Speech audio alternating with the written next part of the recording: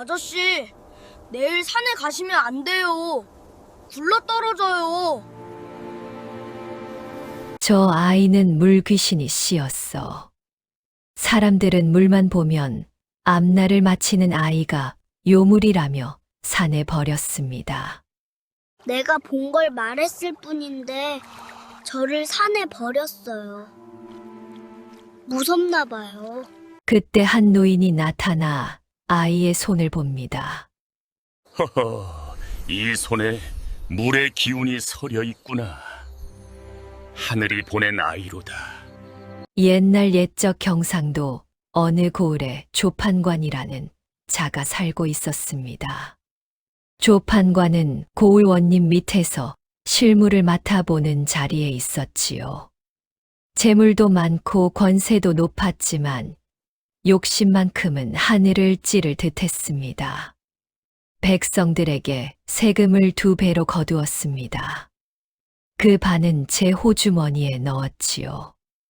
억울한 송사가 들어오면 매물을 많이 바친 쪽 손을 들어주기 일쑤였습니다. 그 댁의 노비로 태어난 아이가 바로 물동이었습니다. 물동이가 세상에 나오던 날 참으로 기이한 일이 벌어졌습니다. 갓난아이는 울지도 않고 그저 산파의 얼굴을 뚫어지게 쳐다볼 뿐이었습니다. 그런데 그 순간 방 안에 있던 물동이가 흔들리기 시작했습니다. 물이 철렁철렁 넘쳐 흘렀지요. 산파는 등골이 오싹해지는 걸 느꼈습니다. 이상한 놈이로구나. 산파는 중얼거리며 아이를 어미의 품에 안겨주고는 황급히 방을 나섰습니다. 물동이의 아버지가 누구인지는 아무도 몰랐습니다.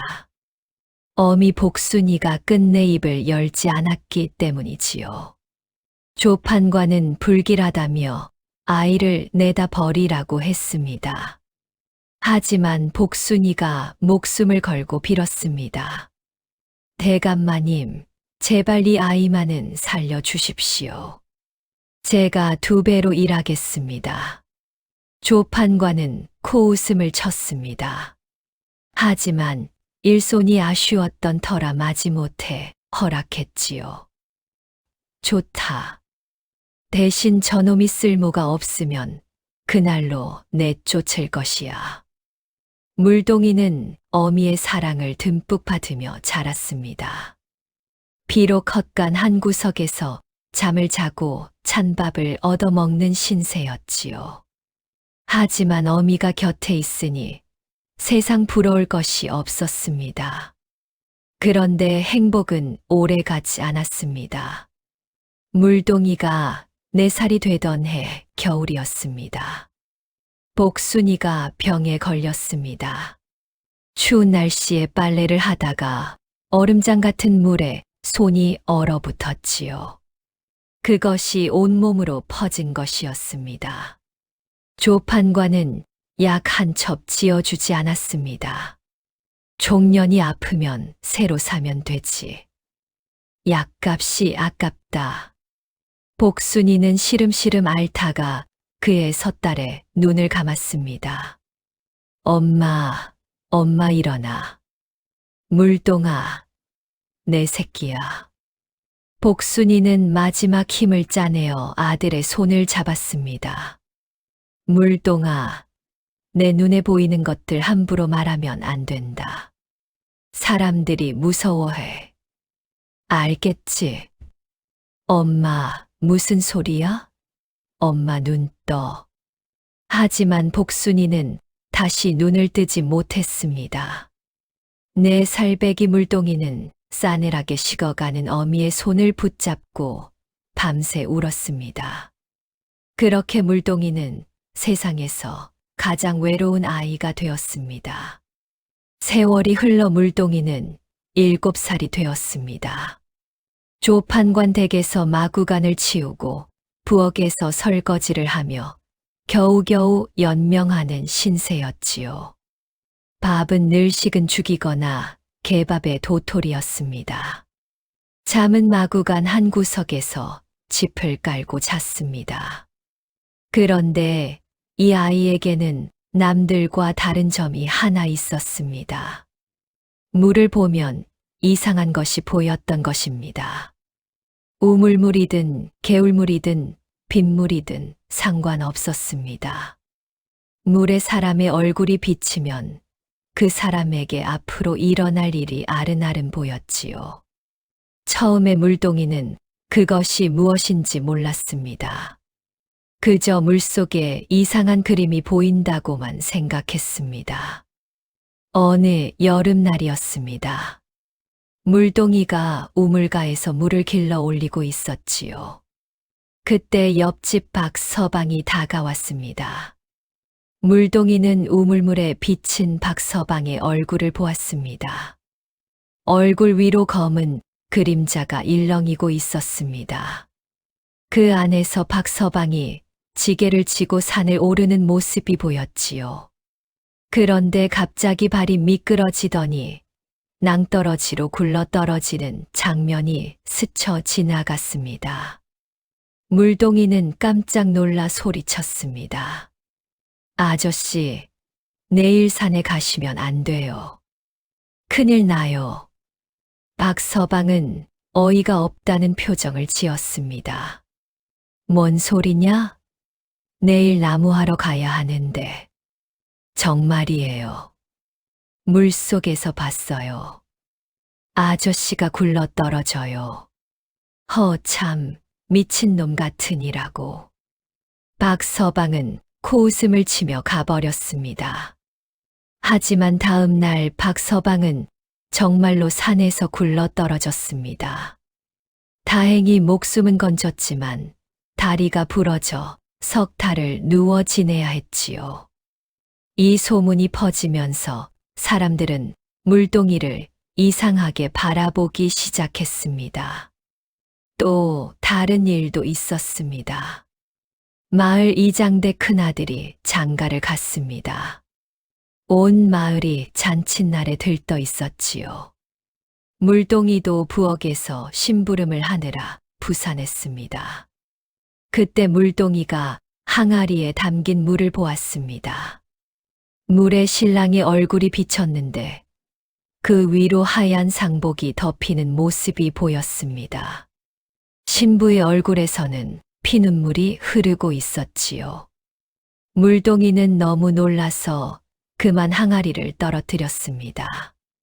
저런, 이놈아, 항아리를 왜 깨뜨려? 주방 안악이 호통쳤습니다. 물동이는 벌벌 떨며 말했습니다. 저 신랑 아저씨요. 오래 못 살 것 같아요. 물에서 상복이 보였어요. 순간 잔칫집이 얼어붙었습니다. 사람들의 표정이 일그러졌지요.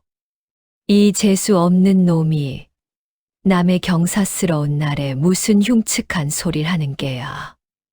이장이 달려와 물동이를 발로 걷어찼습니다. 물동이는 나뒹굴며 울었지요. 하지만 보름 뒤 신랑은 갑자기 열병에 걸려 세상을 떠났습니다. 장가간 지 여럿세 만의 일이었습니다. 마을은 발칵 뒤집어졌습니다. 저놈이 저주를 건 거야. 물귀신이 씌었어. 저놈이 말하면 사람이 죽고. 사람들은 물동이를 피하기 시작했습니다. 길에서 마주치면 침을 뱉었습니다. 아이들은 돌을 던졌지요.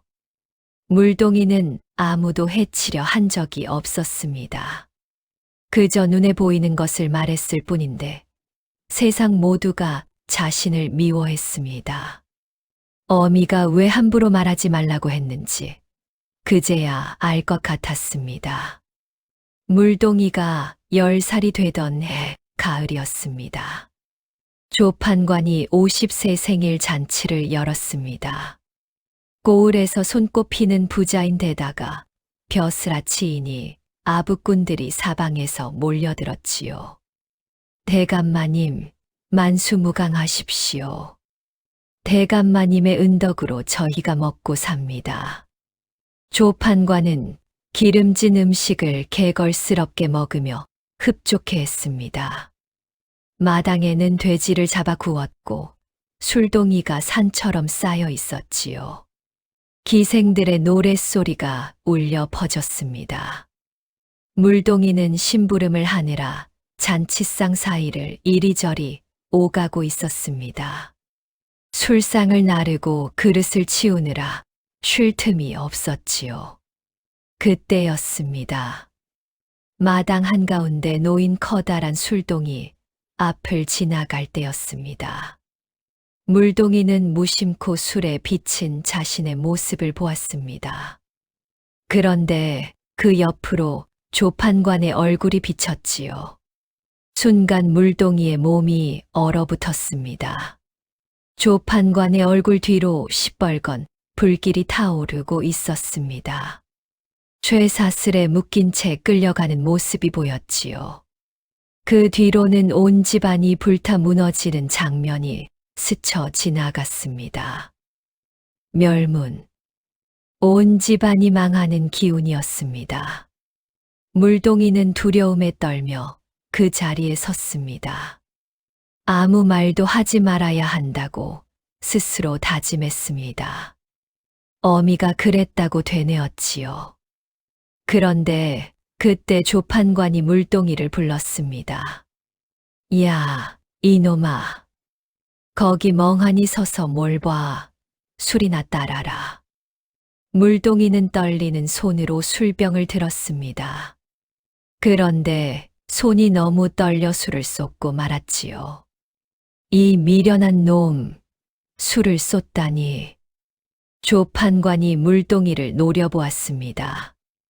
왜 그리 떠냐? 귀신이라도 봤냐? 물동이는 입술을 꽉 깨물었습니다. 말하면 안 돼. 말하면 안 돼. 이놈이 뭔가 숨기는 게 있구나. 어디 내 이놈이 요즘 물에서 이상한 걸 본다며 헛소리를 하고 다닌다던데.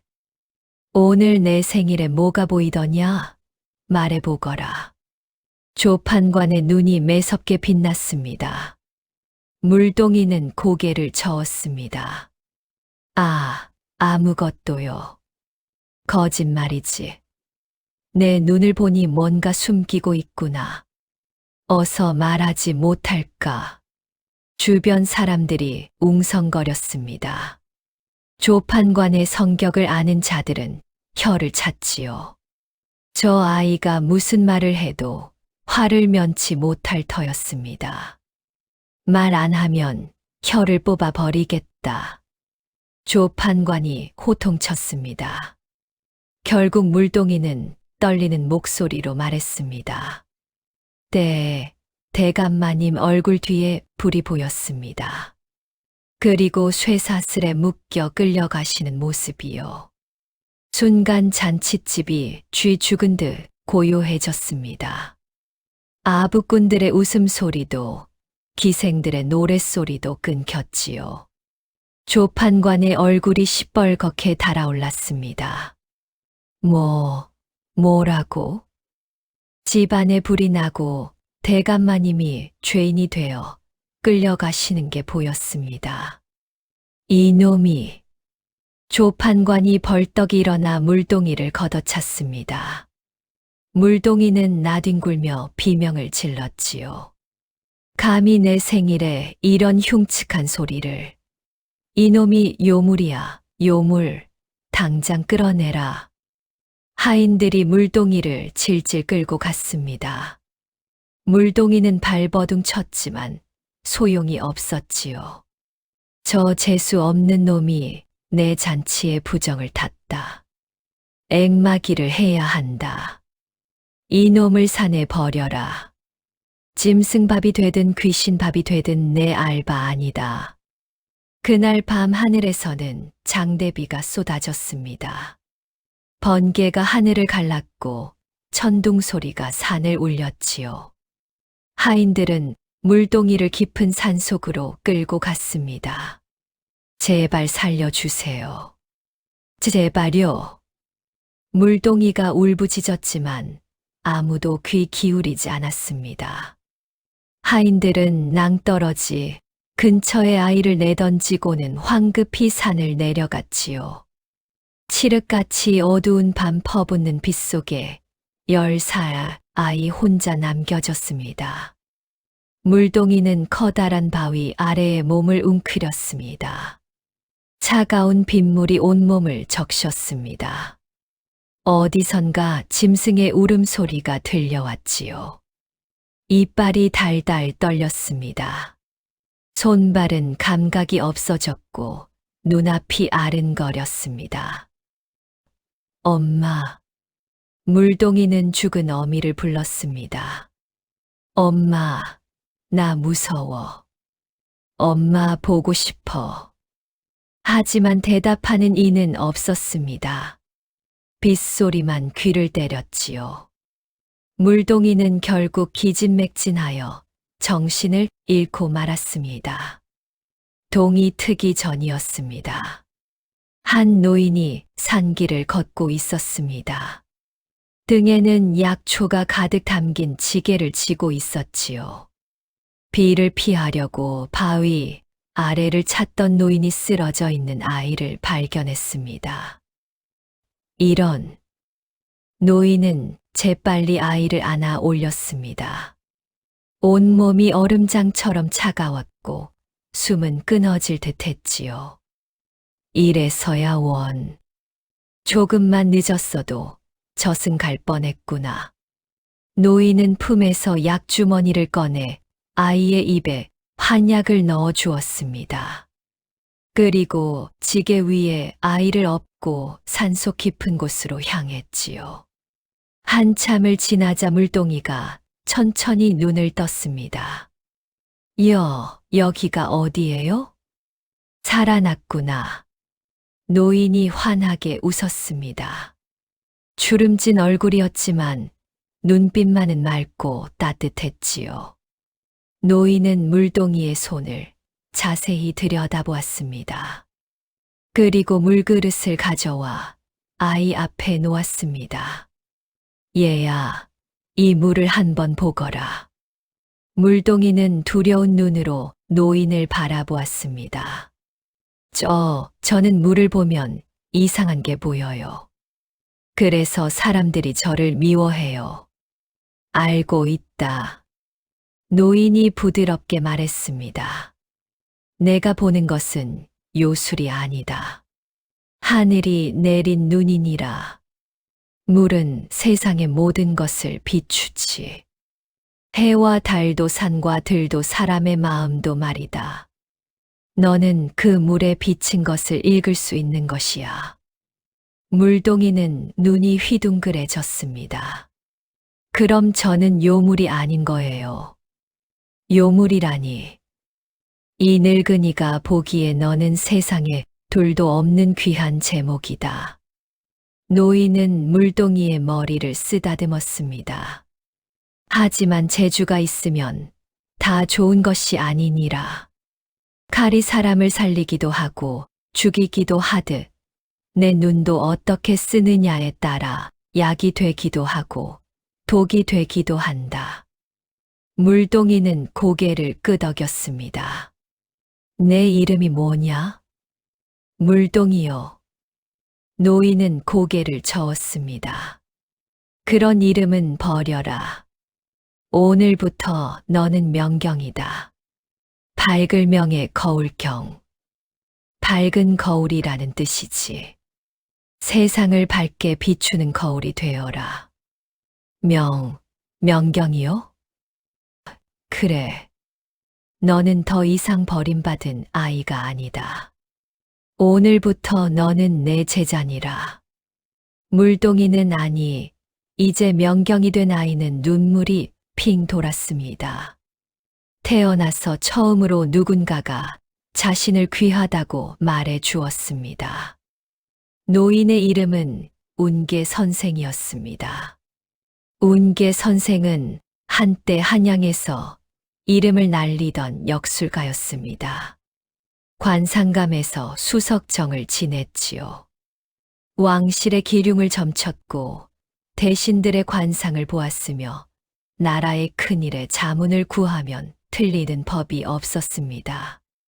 하지만 20년 전 그는 억울한 누명을 쓰고 한양에서 쫓겨났습니다.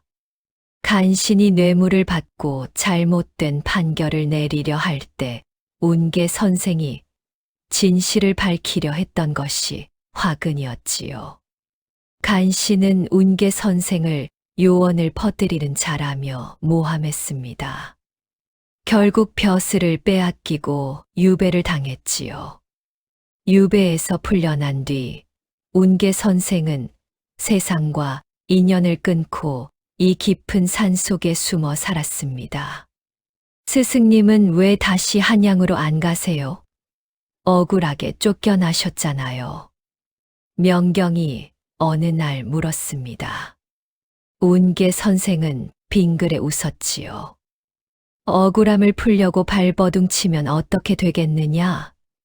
또 다른 억울함이 생기겠지. 하늘은 다 보고 있느니라. 내가 굳이 나서지 않아도 옳고 그름은 때가 되면 밝혀지는 법이야. 명경은 고개를 갸웃거렸습니다. 아직은 그 말의 깊은 뜻을 다 이해하기 어려웠지요.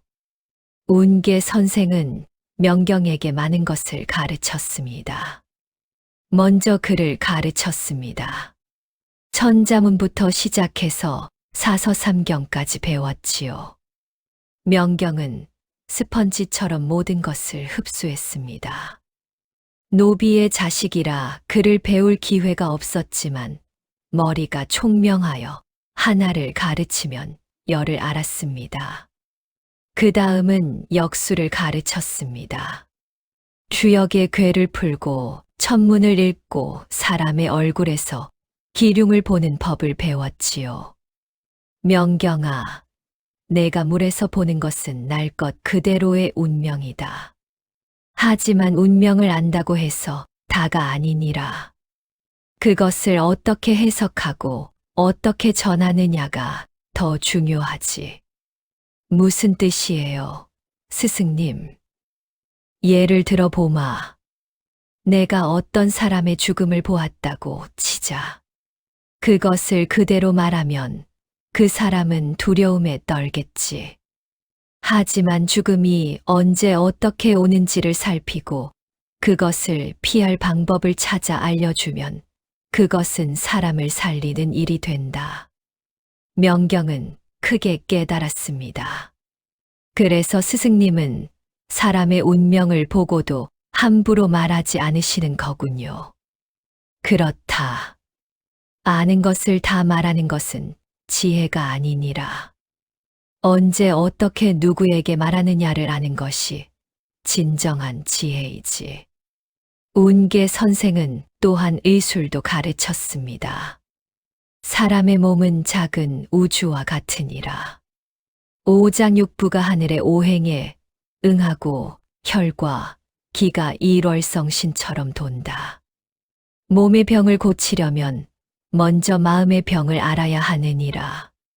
명경은 약초를 캐러 산을 오르고 약을 다리는 법을 배우고 침을 놓는 법을 익혔습니다. 세월은 물 흐르듯 지나갔습니다. 10살 어린아이였던 명경은 어느덧 25살 청년으로 자랐습니다. 무려 15년의 세월이 흐른 것이지요. 낮에는 약초를 캐고 밤에는 등불을 밝혀 공부했습니다. 스승의 가르침은 깊고도 넓었지요.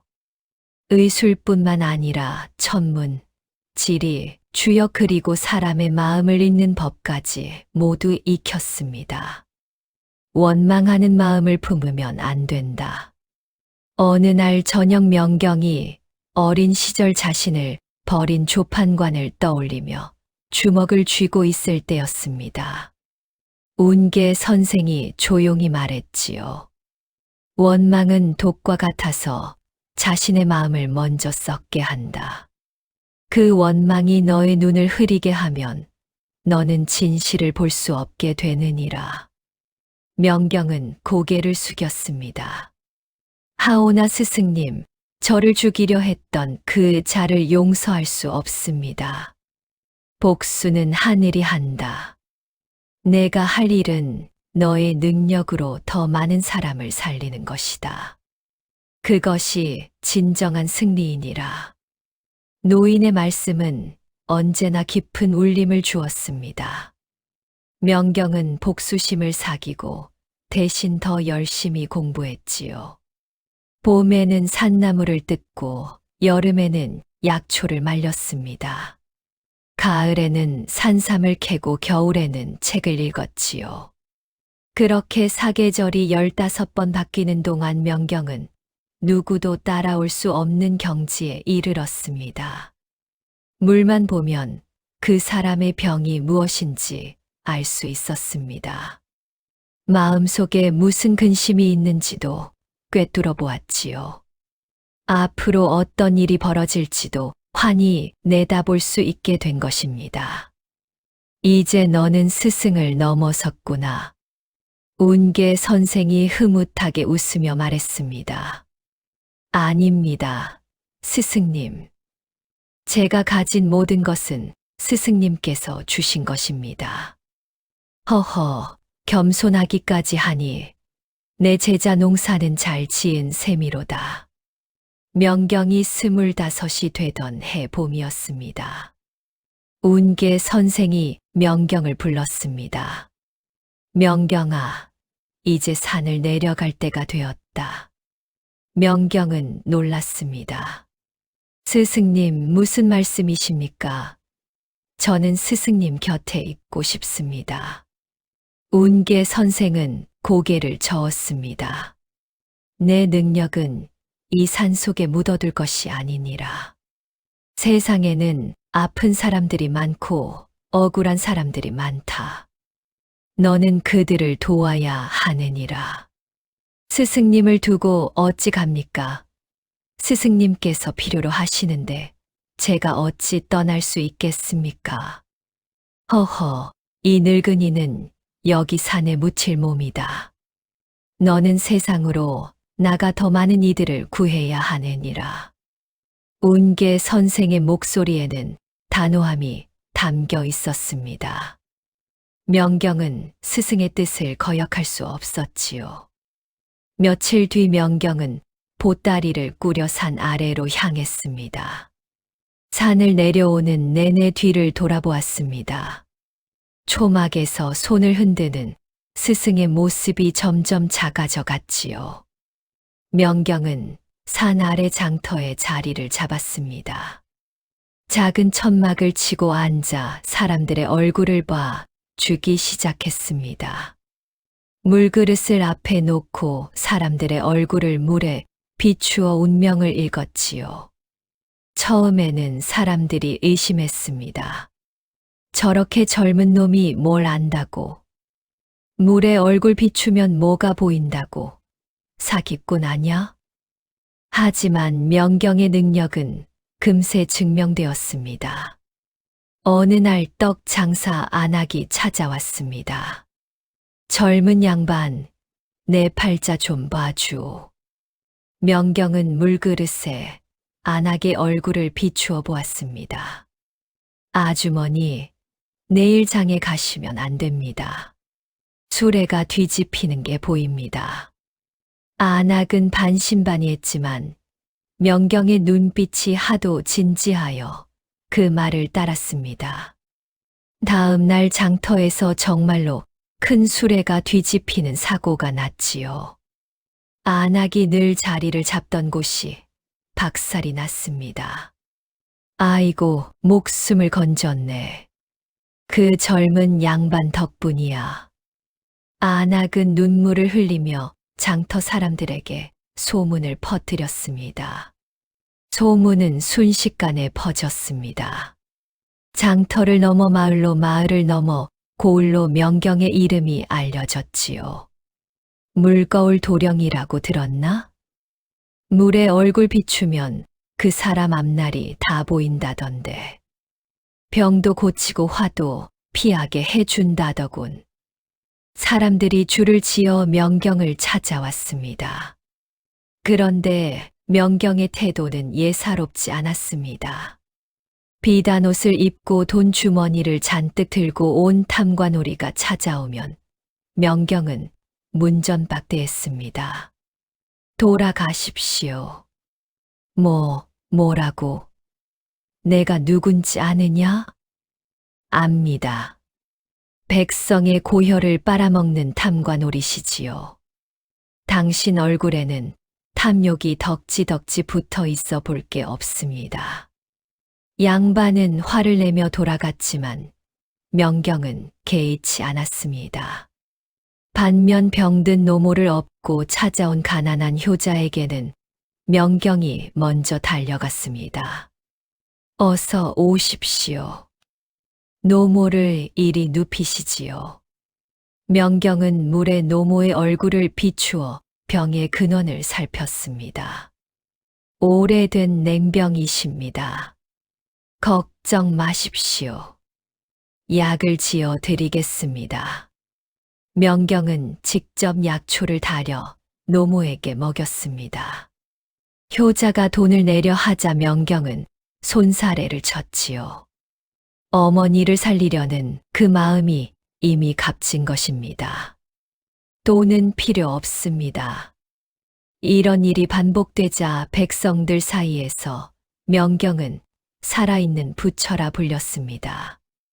어느 날 운계 선생이 산에서 내려와 명경에게 말했습니다. 명경아, 내가 가진 능력은 하늘이 준 선물이다. 하지만 그 선물을 어떻게 쓰느냐는 내 마음에 달려있지. 마음이 고와야 관상도 곱게 핀다는 것을 잊지 마라. 명심하겠습니다, 스승님. 명경은 더욱 겸손하게 더욱 따뜻하게 사람들을 대했습니다. 그의 명성은 날로 높아져 갔지요. 명경이 27이 되던 해였습니다. 그날도 명경은 장터에서 사람들을 만나고 있었습니다. 그런데 갑자기 길 저편에서 요란한 소리가 들려왔지요. 비켜라, 조판관 대감 행차시다. 사람들이 양쪽으로 물러섰습니다. 50명의 하인들이 가마를 메고 지나가는데 그 위풍이 대단했지요. 길을 가던 백성들은 모두 고개를 숙이고 비켜섰습니다. 저게 누구냐? 명경이 옆 사람에게 물었습니다. 조판관 대감 행차시다. 비키시오. 얼른 비키지 못하겠소. 그 순간 명경의 심장이 철렁 내려앉았습니다. 조판관, 17년 전 자신을 산속에 버려 죽게 만들려 했던 바로 그 사람이었습니다. 가마에 발이 살짝 걷혔고 안에 앉은 노인의 얼굴이 보였습니다. 67살이 된 조판관은 더욱 살이 쪄서 돼지처럼 보였지요. 얼굴에는 탐욕이 가득했습니다. 그 뒤로 여전히 검은 기운이 일렁이고 있었습니다. 명경은 자신도 모르게 주먹을 꽉 쥐었습니다. 심장이 쿵쿵 뛰었습니다. 온몸에 피가 끓어올랐지요. 어린 시절의 기억이 파도처럼 밀려왔습니다. 폭우가 쏟아지던 밤 낭떠러지 앞에 버려졌던 그날 밤의 공포가 생생했습니다. 바로 그때 등 뒤에서 익숙한 목소리가 들렸습니다. 안 된다. 명경이 놀라서 돌아보니 운계 선생이 지팡이를 짚고 서 있었습니다. 숨이 가빠 보였지요. 먼 길을 급히 달려온 것이 분명했습니다. 스승님, 어찌 여기까지? 몸이 불편하신데 내 마음이 흔들릴까 따라왔느니라. 노인은 명경의 어깨에 손을 얹었습니다. 명경아, 잘 들어라. 썩은 고름은 저절로 터질 때를 기다려야 한다. 내가 성급하게 칼을 대면 오히려 내가 다칠 수 있느니라. 복수는 하늘이 하는 것이다. 명경은 깊게 숨을 들이쉬었습니다. 스승의 말씀이 옳았습니다. 복수는 때를 기다려야 했지요. 명심하겠습니다, 스승님. 운계 선생은 명경의 어깨를 토닥였습니다. 좋다. 지금은 내 능력을 더욱 갈고 닦을 때다. 하늘이 너를 쓸 때가 반드시 온다. 그 때를 위해 준비하거라.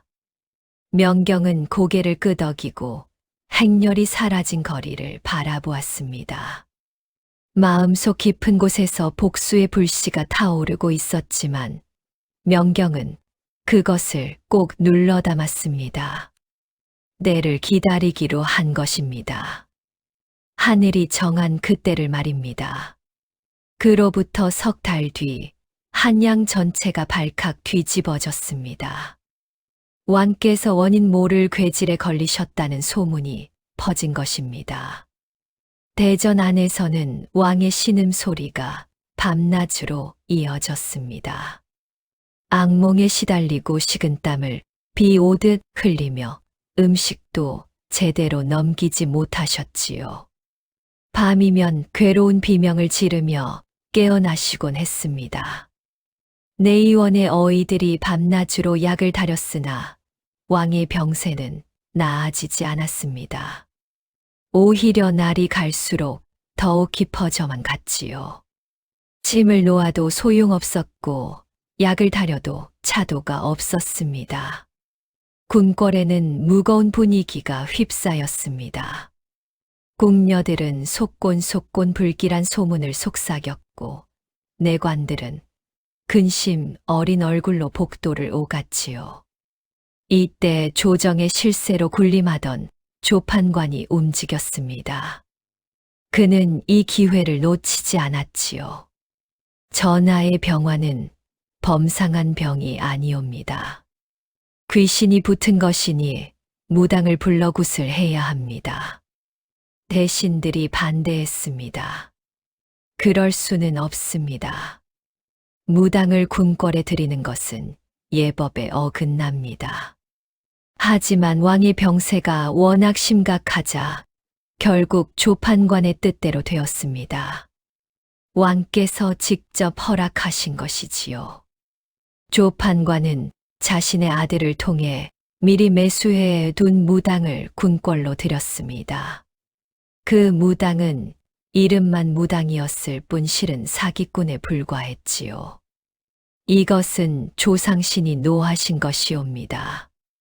큰 굿을 올려야 합니다. 무당은 요란하게 판을 벌리고 온갖 주문을 외쳤습니다. 그리고 정체를 알 수 없는 부적을 태운 물을 왕께 올렸지요. 하지만 그 물에는 왕의 정신을 흐리게 만드는 약이 섞여 있었습니다. 조판관의 계략이었지요. 왕을 병들게 하고 자신이 구원자처럼 나타나 권력을 장악하려는 음모였습니다. 과연 무당이 올린 물을 마신 후 왕의 병세는 더욱 깊어졌습니다. 어전에서는 왕의 괴로운 신음 소리가 끊이지 않았고 궁궐 전체가 슬픔에 잠겼지요. 백성들도 불안에 떨었습니다. 전하께서 위독하시다니 나라에 망조가 드는 것 아닌가. 이러다 나라가 어찌 되는 것이냐? 한양 거리에는 흉흉한 소문이 떠돌았고 백성들의 마음은 어두워져만 갔습니다.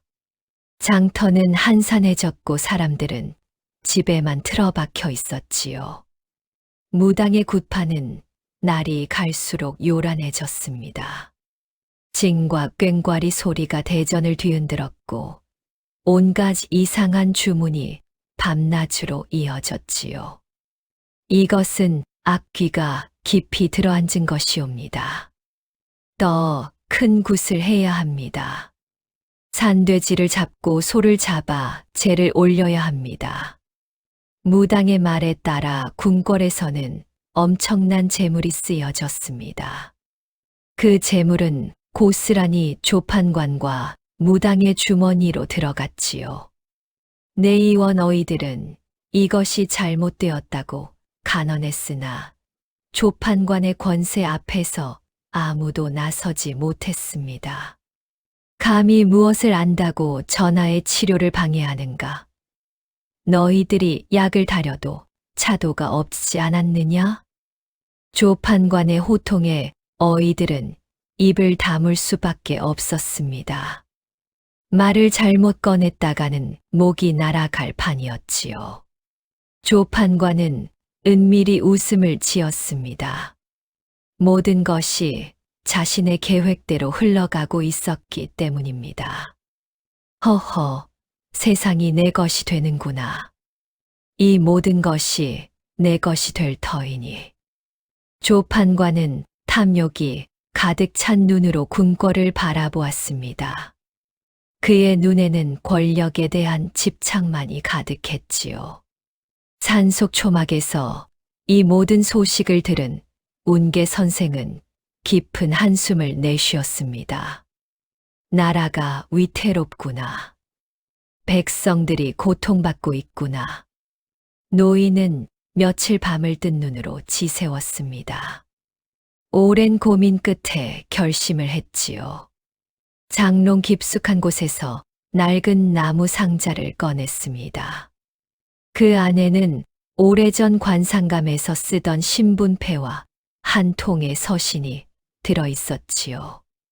노인은 떨리는 손으로 그것들을 꺼내며 눈시울을 붉혔습니다. 20년 만에 꺼내보는 물건이었습니다. 운계 선생은 명경을 불렀습니다. 명경아, 이것을 받아라. 명경은 스승이 내민 패와 서신을 받았습니다. 패에는 관상감 정허운이라는 글자가 새겨져 있었지요. 스승님, 이것은. 명경은 놀라서 패를 바라보았습니다. 관상감 정이라니. 스승님이 얼마나 높은 자리에 계셨는지 비로소 알게 된 것입니다. 내가 궁궐에 있을 때 쓰던 물건이다. 그리고 이 서신은 내 옛 동료에게 보내는 편지니라. 운계 선생은 명경의 손을 꼭 잡았습니다. 그 손은 차갑고 떨리고 있었지요. 명경아, 이제 내가 나설 때가 왔다. 이 패를 들고 궁궐로 가거라. 내 옛 동료인 김내관이 너를 도와줄 것이다. 하오나 스승님, 제가 어찌 감히 궁궐에. 저는 아무것도 아닌 천한 몸인데. 아니다. 너는 하늘이 보낸 자이니라. 운계 선생의 목소리에 힘이 실렸습니다. 너는 할 수 있다. 아니, 너만이 할 수 있다. 나라를 구하고 백성을 구하고 전하를 구하는 것. 그것이 바로 하늘이 내게 준 명경의 의미이니라. 명경은 스승의 간절한 눈빛을 보았습니다. 늙고 병든 스승이 마지막 힘을 짜내어 자신을 보내려 하는 것이었지요. 알겠습니다, 스승님. 반드시 전하를 살려내겠습니다. 나라를 구하겠습니다. 명경은 패와 서신을 품에 넣고 일어섰습니다. 명경아. 문을 나서려는 명경을 노인이 불렀습니다. 기억하거라. 원망으로 사람을 대하지 말고 자비로 사람을 대하거라. 그것이 진정한 맑은 거울의 마음이니라. 내가 조판관을 만나더라도 마음을 흔들리지 마라. 명심하겠습니다, 스승님. 명경은 깊이 절을 올리고 한양을 향해 달려갔습니다. 뒤돌아보니 스승이 초막 앞에 서서 손을 흔들고 계셨지요. 그 모습이 점점 작아져 갔습니다. 명경이 궁궐 정문에 도착했을 때는 한밤중이었습니다. 수문장들이 창을 들고 길을 막아섰습니다. 누구냐? 이 밤에 궁궐에 무슨 일이냐? 전하를 뵈러 왔습니다. 수문장들이 코웃음을 쳤습니다. 감히 상놈 주제에 전하를 뵙겠다고? 정신이 나갔구나. 썩 물러가지 못할까. 한 수문장이 창을 들이밀며 위협했습니다. 명경은 침착하게 품에서 운계 선생의 패를 꺼내 보였지요. 관상감정 허운 영감의 패입니다. 김내관께 이것을 전해 주시기 바랍니다. 수문장들이 패를 보고 놀랐습니다. 비록 오래된 것이지만 분명 진짜 관상감 패였지요. 달빛 아래에서도 금빛이 반짝였습니다. 이것이 정말 허영감의 패란 말이냐? 허영감은 20년 전에 잠깐 기다려라. 한 수문장이 황급히 안으로 뛰어 들어갔습니다. 얼마 지나지 않아 백발의 노인이 헐레벌떡 달려 나왔습니다. 바로 김내관이었지요. 김내관은 패를 보자마자 눈이 휘둥그레졌습니다. 그 손으로 패를 받아들고 자세히 살펴보았지요. 이것이 어찌 이 패가 정말 여기에. 허영감은 어디 계시냐? 살아 계신 것이냐? 김내관의 목소리가 떨렸습니다. 스승님께서 저를 보내셨습니다. 명경은 서신을 꺼내 김내관에게 전했습니다. 김내관은 서신을 읽더니 눈시울을 붉혔지요. 오랜 벗의 글씨를 보는 것만으로도 감회가 남달랐던 것입니다. 허영감께서 아직 살아 계시다니. 그리고 자네가 그분의 제자란 말인가? 정말 그분의 제자란 말인가? 그렇습니다. 김내관은 명경의 손을 꼭 잡았습니다. 어서 오게. 전하께서 위독하시다. 자네가 아니면 안 되네. 어서 서둘러야 하네. 김내관의 안내로 명경은 궁궐 안으로 들어갔습니다. 깊은 밤 궁궐 안은 쥐 죽은 듯 조용했지만 어전에서만 희미한 불빛이 새어나왔지요. 명경이 어전 밖에 도착했을 때 무당이 막 나오는 참이었습니다. 오늘도 큰 굿을 올렸으니 내일이면 차도가 있을 것이옵니다. 무당은 거짓말을 늘어놓으며 나갔습니다.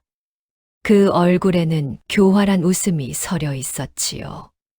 명경은 그 무당의 얼굴을 보았습니다. 마당의 고인 무릉덩이에 무당의 얼굴이 비쳤지요. 얼굴에는 거짓과 탐욕이 가득했습니다. 눈동자는 흔들리고 입가에는 음흉한 기운이 돌았습니다. 저자는 사기꾼입니다. 명경의 단호한 말에 김내관이 고개를 끄덕였습니다. 나도 그렇게 생각하네. 하지만 조판관의 권세가 워낙 커서 아무도 감히 입을 열지 못하네. 걱정 마십시오. 제가 전하를 살려내겠습니다.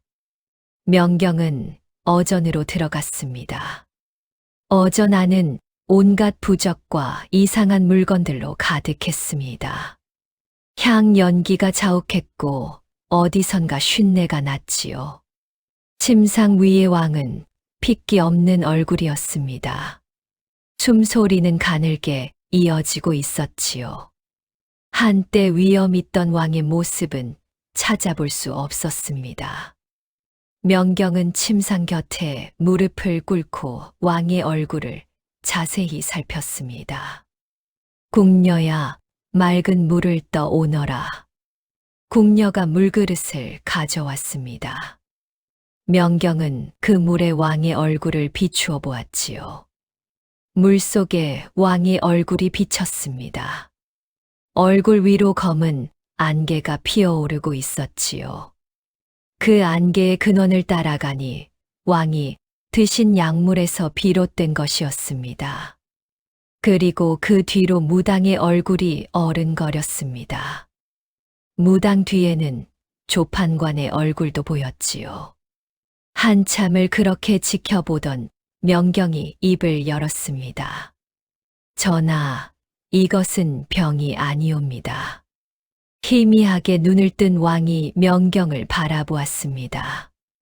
그 눈빛에는 고통과 절망이 가득했지요. 그럼 무엇이냐? 어찌 이리 괴롭단 말이냐? 독을 드신 것이옵니다. 전하께서 드신 물에 정신을 흐리게 하는 독약이 섞여 있었사옵니다. 이는 병이 아니라 사람이 만든 화근이옵니다. 왕의 눈에 놀람이 어렸습니다. 그리고 분노가 타올랐지요. 그렇다면 누가 감히 과인을? 곁에 있는 간신들이 전하의 눈과 귀를 막았사옵니다. 그들이 바친 거짓된 말과 독이 든 약이 전하를 이 지경으로 만든 것이옵니다. 명경의 말에 왕은 분노와 슬픔이 뒤섞인 표정을 지었습니다. 자신을 믿고 의지했던 신하들이 자신을 해치고 있었다는 사실을 깨달은 것이지요. 경은 과인을 구할 수 있겠는가? 정말 구할 수 있겠는가? 왕의 목소리에는 간절함이 담겨 있었습니다. 그러하옵니다, 전하. 하오나 먼저 이 모든 부적을 치우고 맑은 공기를 들이셔야 하옵니다. 이 방 안의 탁한 기운이 전하를 더욱 괴롭게 하고 있사옵니다. 명경은 김내관에게 명했습니다. 이 방 안의 모든 부적과 이상한 물건들을 치워 주십시오.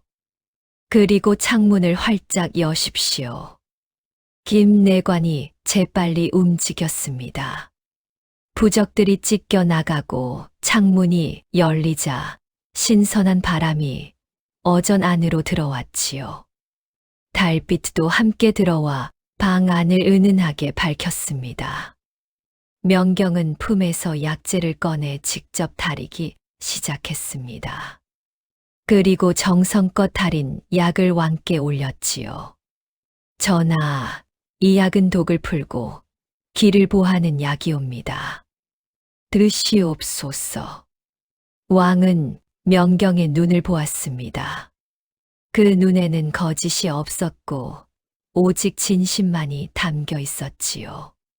왕은 오랜만에 믿을 수 있는 사람을 본 것입니다. 왕은 천천히 약을 드셨습니다. 그리고 처음으로 편안한 잠에 들었지요. 악몽도 나타나지 않았습니다. 다음 날 아침 왕의 안색이 조금 돌아왔습니다. 밤새 편안히 주무신 왕은 한결 나아 보였지요. 하지만 명경은 여기서 멈추지 않았습니다. 진짜 범인을 찾아내야 했습니다. 독을 탄 자를 찾아내지 않으면 다시 같은 일이 벌어질 것이기 때문이지요. 김내관, 전하를 모시는 궁녀와 내관들을 모두 이곳으로 불러 주십시오. 김내관의 명으로 10명 남짓한 궁녀와 내관들이 어전 밖에 모였습니다. 모두들 불안한 표정이었지요. 명경은 마당에 큰 물동이를 가져다 놓았습니다. 지금부터 한 분씩 이 물에 얼굴을 비추시오. 물은 거짓을 비추지 않소. 사람들이 웅성거렸습니다. 명경은 그들의 얼굴을 하나하나 살폈습니다. 대부분은 걱정과 두려움만이 가득한 얼굴이었지요.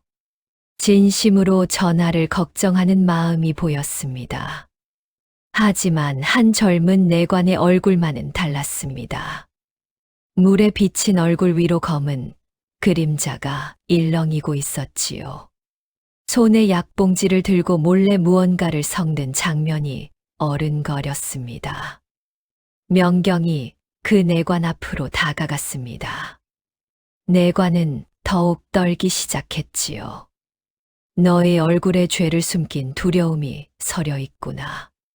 내관은 화들짝 놀라며 고개를 떨구었습니다. 아니옵니다. 저는 아무것도. 내 손이 떨리고 입술이 파랗게 질려 있다.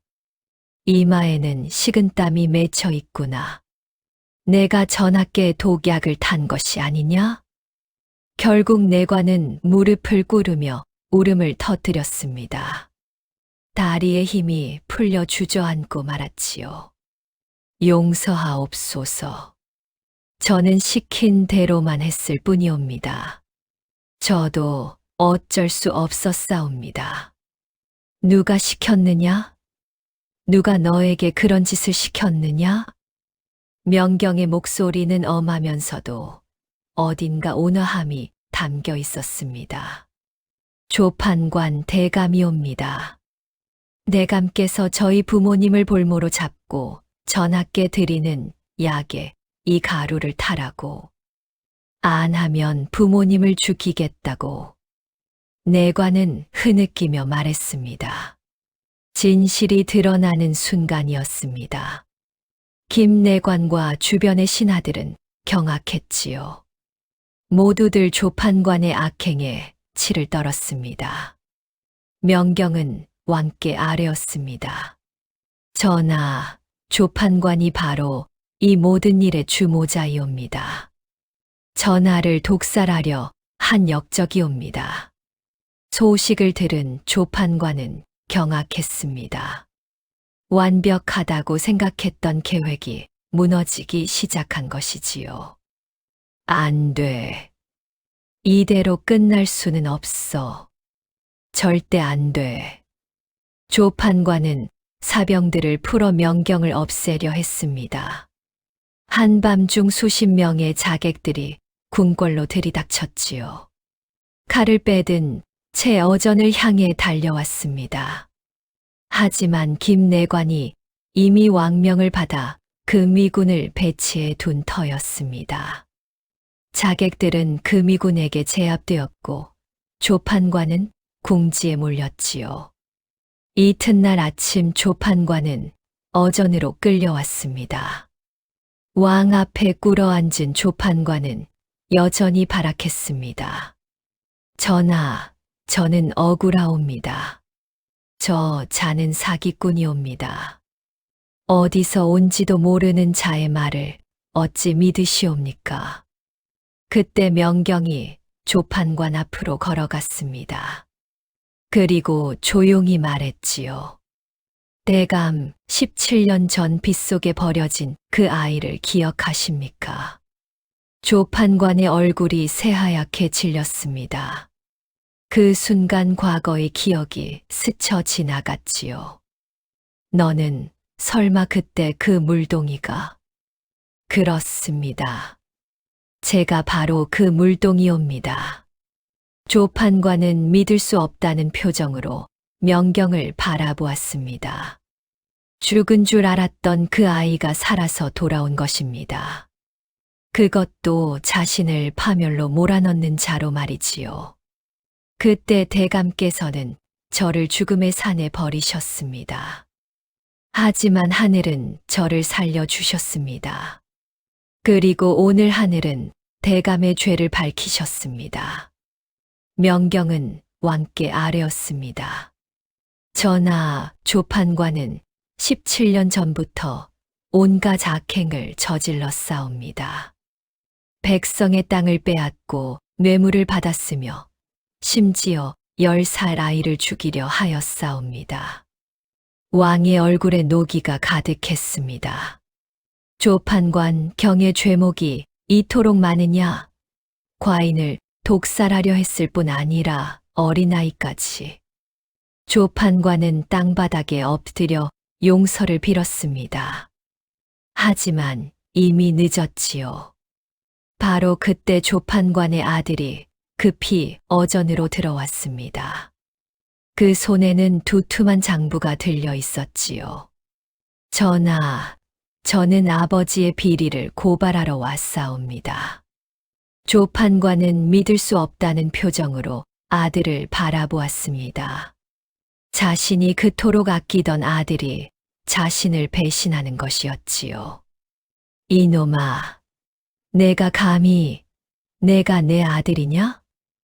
아들은 아버지를 외면하고 왕께 장부를 바쳤습니다. 이 장부에는 아버지가 지금껏 저지른 모든 비리가 기록되어 있사옵니다. 뇌물, 횡령, 토지 강탈, 모든 증거가 여기 있사옵니다. 왕이 장부를 펼쳐 보았습니다. 그 안에는 조판관의 죄악이 빼곡히 적혀 있었지요. 얼마나 많은 백성을 괴롭혔는지 그 기록이 끝이 없었습니다. 아버지가 시켜서 한 일입니다. 저는 아무 잘못이 없사옵니다. 저는 그저 시키는 대로 했을 뿐이옵니다. 아들의 말에 조판관은 피를 토하듯 외쳤습니다. 이 불효 자식아, 내가 내 아들이냐? 그동안 누린 부귀 영화가 다 누구 덕이었느냐? 하지만 아들은 끝까지 외면했습니다. 자기만 살겠다고 아비를 배신한 것이지요. 조판관은 허탈하게 웃었습니다. 그리고 주저앉으며 중얼거렸지요. 내 자식 농사가 망했구나. 내가 심은 대로 거두는구나.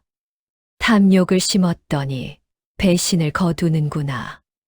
명경은 그 모습을 조용히 지켜보았습니다.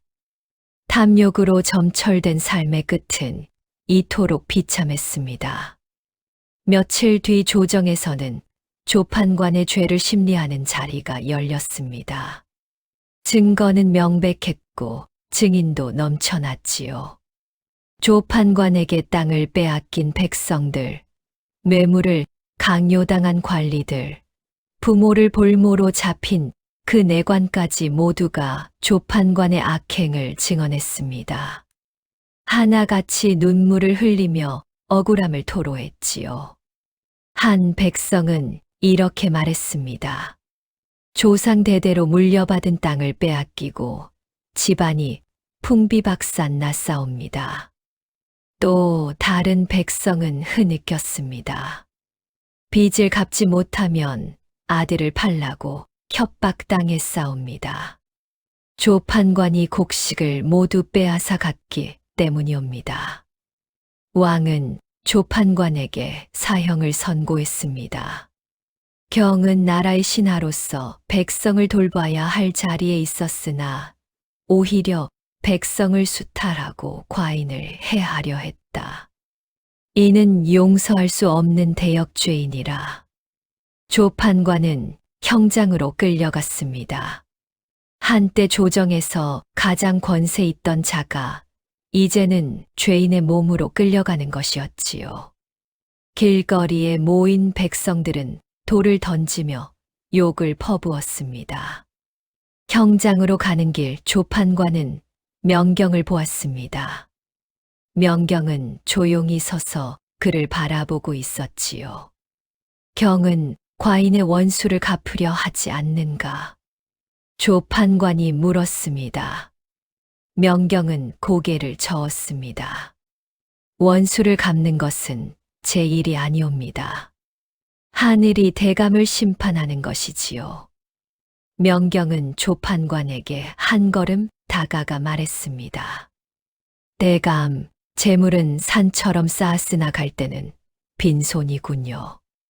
부디 저승에서는 베풀며 사십시오. 조판관은 그제야 회한의 눈물을 흘렸습니다. 평생을 탐욕으로 살아온 자신의 삶이 주마등처럼 스쳐 지나갔지요. 재물을 모으느라 정작 사람을 얻지 못했고 권세를 누리느라 정작 행복을 누리지 못했습니다. 아들마저 자신을 배신했으니 그가 쌓은 것은 재물이 아니라 허무였던 것입니다. 공술의 공수거, 빈손으로 왔다가 빈손으로 가는구나. 평생을 헛되이 살았구나. 조판관은 고개를 떨구며 형장으로 걸어갔습니다. 그 뒷모습은 처량하기 그지없었지요. 한편 조판관의 아들은 아버지의 재산을 차지하려 했으나 왕은 그 재산을 모두 몰수하여 백성들에게 돌려주라 명했습니다. 아비를 배신한 자식에게 무슨 재물을 주겠느냐? 그 재물은 모두 백성에게서 빼앗은 것이니 백성에게 돌려주어라. 결국 조판관의 아들도 빈털터리가 되어 한양을 떠나야 했습니다. 탐욕의 대가는 이렇게 처절했지요. 그 역시 아버지가 심은 씨앗을 거두게 된 것입니다. 왕은 명경의 치료를 받으며 날로 건강을 되찾았습니다.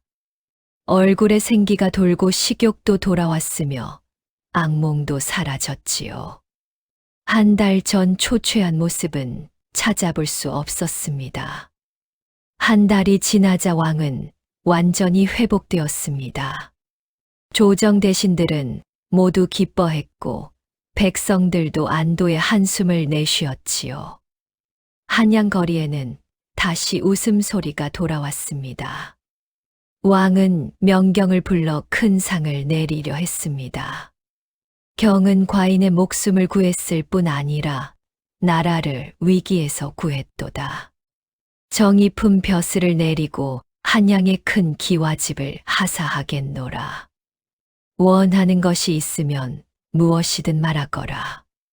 하지만 명경은 정중히 고개를 숙이며 거절했습니다. 전하, 황송하오나 신은 벼슬도 집도 원치 않사옵니다. 왕은 놀랐습니다. 누구나 탐낼 벼슬과 재물을 거절하다니 믿을 수 없는 일이었지요. 무엇 때문인가? 경이 원하는 것이 무엇이든 들어주겠노라. 금은 보화든 땅이든 무엇이든 말하거라. 명경은 환하게 웃으며 대답했습니다. 전하, 세상 모든 물이 신의 스승이옵니다. 그리고 자연이 신의 집이옵니다. 신은 궁궐이 아니라 백성들 곁에서 살고 싶사옵니다. 왕은 명경의 말에 깊이 감동했습니다. 이토록 청렴한 신하를 본 적이 없었기 때문이지요. 경은 진정한 충신이로다. 좋다. 그렇다면 경이 가는 곳마다 과인의 축복이 함께하기를 바라노라. 왕은 명경에게 금으로 된 어이패를 하사했습니다. 이 패를 가지고 있으면 전국 어디서든 관의 도움을 받을 수 있을 것이다. 그리고 백성을 살리는 데 쓰거라. 이것이 과인이 경에게 줄 수 있는 최소한의 은혜이니라. 명경은 깊이 절하며 패를 받았습니다. 그 패에는 왕의 어보가 새겨져 있었지요. 명경은 한양을 떠나 산속 초막으로 돌아갔습니다. 운계 선생은 제자가 무사히 돌아온 것을 보고 기뻐하며 눈물을 흘렸습니다. 잘했다. 정말 잘했구나. 내가 해냈구나. 노인의 목소리는 떨리고 있었지요. 스승님 덕분이옵니다. 스승님께서 저를 살려주시고 가르쳐 주신 덕분이옵니다. 두 사람은 다시 산속에서 평화로운 나날을 보냈습니다. 하지만 명경은 가만히 있지 않았습니다. 마을마다 찾아다니며 병든 이들을 치료해주고 억울한 일을 당한 이들을 도와주었지요. 명경의 명성은 날로 높아져 사람들은 그를 살아있는 부처라 불렀습니다. 어느 봄날 운계 선생이 명경에게 말했습니다. 명경아, 이제 나는 갈 때가 되었구나. 스승님. 명경은 놀라서 스승을 바라보았습니다. 운계 선생은 빙그레 웃고 있었지요. 사람은 누구나 때가 되면 떠나는 법이다. 나는 내게 줄 것을 다 주었고, 내가 세상에 빛이 되는 것을 보았으니 여한이 없느니라. 스승님, 아직 제게 가르쳐 주실 것이 많습니다. 아니다. 이제부터는 내가 스스로 깨우쳐야 한다. 물이 내 스승이 될 것이요. 세상 사람들이 내 스승이 될 것이다. 언제나 맑은 거울로 남거라. 운계 선생은 그날 밤 평화로운 얼굴로 눈을 감았습니다. 명경은 스승의 장례를 정성껏 치렀습니다. 그리고 스승이 남긴 가르침을 가슴에 품고 다시 길을 떠났지요. 며칠 뒤 석양이 붉게 물드는 길 위에서 명경은 보따리를 메고 걸었습니다. 어디로 가시오? 길가의 농부가 물었습니다. 명경은 웃으며 대답했습니다. 아픈 이들이 있는 곳, 괴로운 이들이 있는 곳이라면 어디든지요. 명경의 뒷모습이 저 멀리 산 너머로 사라져 갔습니다. 놀빛이 그를 따뜻하게 감싸 안았지요. 세상에는 여전히 아픈 사람들이 많았고 억울한 일을 당하는 사람들이 많았습니다. 하지만 명경이 있는 한 그들에게는 희망이 있었습니다. 옛말에 이런 말이 있습니다. 물은 스스로를 낮추어 가장 낮은 곳으로 흐르되 온 세상을 맑게 비춘다고요. 명경은 자신에게 주어진 능력을 원망이 아닌 사랑으로 사용했습니다. 그래서 하늘도 그를 도왔고 사람들도 그를 따랐지요. 여러분도 어려움이 닥쳤을 때 원망하기보다는 그 어려움을 이겨낼 방법을 찾으시기 바랍니다. 그리고 자신이 가진 것을 남과 나누시기 바랍니다. 그것이 바로 진정한 행복으로 가는 길이니까요. 당신이 눌러주시는 좋아요 알림 설정 하나가 제 마음에 작은 등불이 됩니다.